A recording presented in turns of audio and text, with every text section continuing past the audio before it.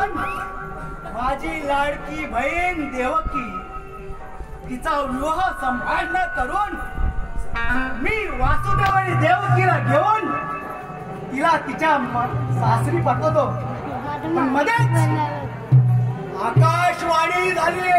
शिवराम, हे शिवराम कोणाला कुत्रा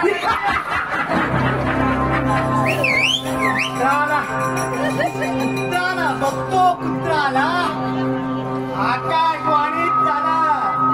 देवकीच्या पोटी येणारा पुत्र हे कंस तुझा वध करेल. अरे माझा वध करेल.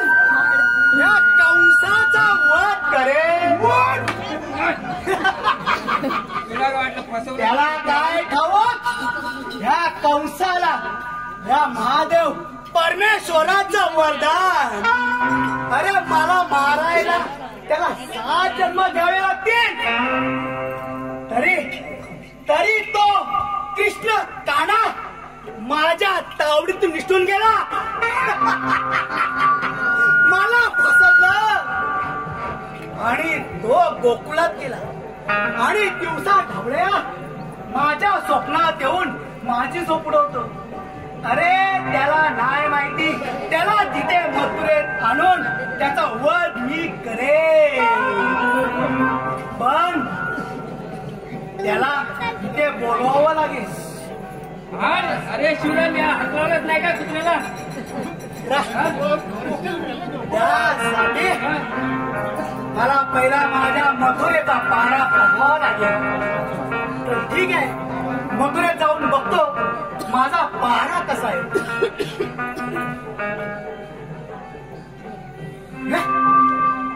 हे काय माझ्या शिवासारखे 3 डवळीचा शेवट माझ्या शिवासनात बसतो. माझा अपमान घोर अपमान. ठीक आहे, बसला तर बसून दे. मी पण त्याची परीक्षा घेतो.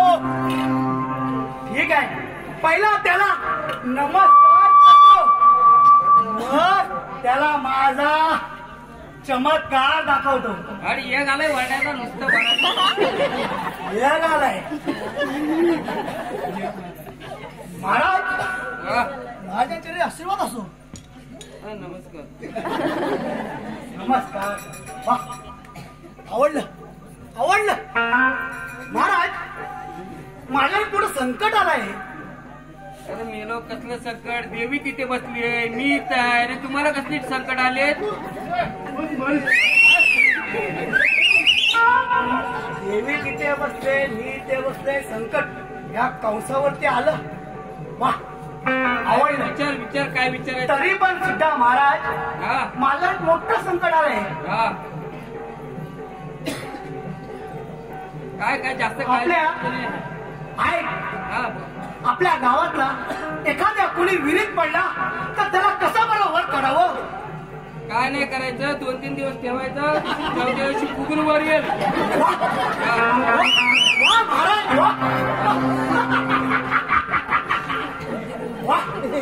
खूप छान, खूप छान. तरी सुद्धा महाराज, मला एक प्रश्न पडला आहे. अरे तू कोणत्या वेळी विचार. मी आंबतकोल शाळेत शिकलोय. काय मिळाला? ठीक आहे महाराज, आपल्या गावामध्ये एखाद्याच्या घराला आग लागली तर ती कशी बरी विझवावी? काय नाही, खाली रॉकेल घेऊन यायचं आणि वाचायचं. वा, रॉकेल घेऊन विझवावी. काय फायर ब्रिगेडचे कोर्स केला की का तुम्ही? वा, तरी सुद्धा महाराज, अजून एक मला एक तिसरा प्रश्न पडलाय. अजून हाय वाटतं? हो. झोपून नाही देणार आम्हाला. कोण देतो महाराज? एखाद्याच्या बायकोला कुणी दुसऱ्याने पळवून नेली तर त्याने बरं काय करावं? मला तुमची द्या.